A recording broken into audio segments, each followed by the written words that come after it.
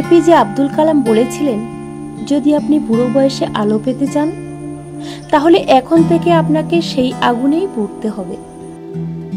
এই ভিডিওটা যদি আপনাকে সত্যিই ভাবতে বাধ্য করে তাহলে একটা লাইক দিন আর কমেন্টে বলুন, আমার নিজের পরিবর্তন আমি নিজেই আনব। আর এই ভিডিওটা শেষ পর্যন্ত দেখুন, কারণ আজ আপনি শুনতে চলেছেন এমন একটি বাস্তব গল্প যেটা হয়তো আপনার পুরো জীবনটাই বদলে দেবে। তাহলে চলুন ভিডিওটা শুরু করি। আপনার প্রথম কাজ হলো নিজেকে আর্থিকভাবে স্বাধীন করা। দেখুন, আমাদের বয়স তো বাড়বে, সেই সাথে আমাদের চোখের দৃষ্টিশক্তি কমবে, হাতও কাঁপবে।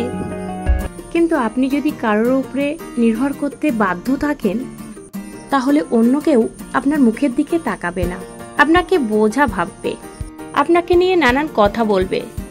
তাই অন্যের উপর ভরসা না করে ছোট্ট হলেও নিজে একটা ব্যবসা শুরু করুন বা একটা কাজ করুন।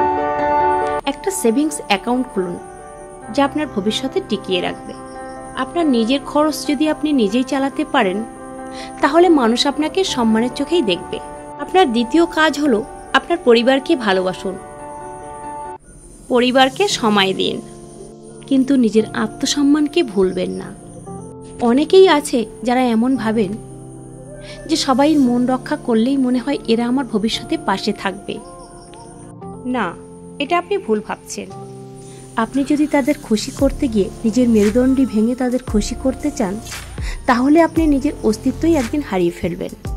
ভালোবাসা দিতে হয়, কিন্তু আত্মসম্মান দিয়ে নয়। এখন আমি আপনাদেরকে শোনাবো একজন অসাধারণ মানুষের গল্প, যিনি আব্দুল হাকিম নামেই পরিচিত ছিলেন। একটা ছোট্ট গ্রামে থাকতেন হাকিম সাহেব। তিনি একটা ছোট্ট চাকরিও করতেন। বয়স বাড়ার সঙ্গে সঙ্গে শরীরও দুর্বল হয়ে পড়ল, কিন্তু তিনি আগে থেকেই বুঝেছিলেন যে যেদিন আমি উপার্জন করব না সেদিন আমার সন্তানরাও আমার থেকে মুখ ফিরিয়ে নেবে। তাই তিনি জীবনের মাঝপথে গিয়েও ছোট্ট একটা মুদির দোকান খুললেন। তিনি বছরের পর বছর পরিশ্রম করে নিজের জন্য এমন একটি জায়গা তৈরি করল যেখানে তিনি কারো দয়ার উপর নির্ভর করত না। আজ তার বয়স ৭৫। তিনি লাঠি ধরেই হাঁটেন, কিন্তু গ্রামের সব মানুষই তাকে হাকিম ভাই বলেই সম্মান করেন, কারণ আজ তিনি কারোর জীবনে বোঝা হয়ে বেঁচে নেই, আশীর্বাদ হয়েই বেঁচে আছে।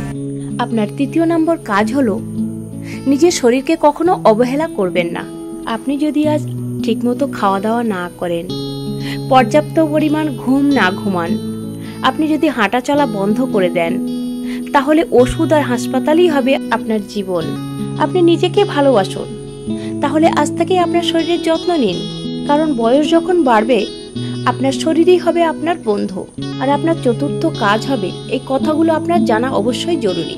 আর একটা কথাই মনে রাখবেন, মানুষ কিন্তু দুঃখী মানুষদের পাশে কেউই থাকে না। আপনি যদি সফল হয়ে থাকেন তাহলে মানুষ আপনার পাশেই থাকবে।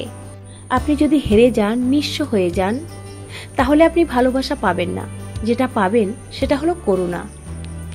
তাই আপনি নিজেকে এমনভাবে গড়ে তুলুন যেন কারোর দয়ার প্রয়োজন না হয়। জীবনটাকে নিজের হাতেই তুলে নিন। যদি অন্য কারোর মুখপানে আপনি তাকিয়ে থাকেন তাহলে আপনার ভবিষ্যৎ হবে অন্ধকার। তাহলে আজ আমি এপিজে আব্দুল কালামের আরও একটি কথা আমি আপনাকে মনে করিয়ে দেই, যে আপনি যদি আপনার নিজের দায়িত্ব না নেন তাহলে বুড়ো বয়সে আপনার দায়িত্ব কেউই নেবে না। তাই আপনি এখন থেকে ভাবুন আপনার বার্ধক্যতে কিভাবে আপনি সম্মানিত হতে পারেন। এই ভিডিওটা যদি আপনাকে একটুও নাড়া দেয় তাহলে একটা লাইক দিন আর কমেন্টে লিখুন, আজ থেকেই আমি নিজের পরিবর্তন নিজেই আনব। আর ভিডিওটিতে একটি শেয়ার দিন যাতে সময় থাকতে অন্যরা শিখে যায়। নিজেকে এমনভাবে গড়ুন যাতে বৃদ্ধ বয়সে আপনি সম্মান পেতে বাধ্য হন, কারণ মানুষ মনে রাখে সেই গাছকে যেটা ফল দিয়েছিল কিন্তু নির্ভর করেনি, উপকার করেছিল।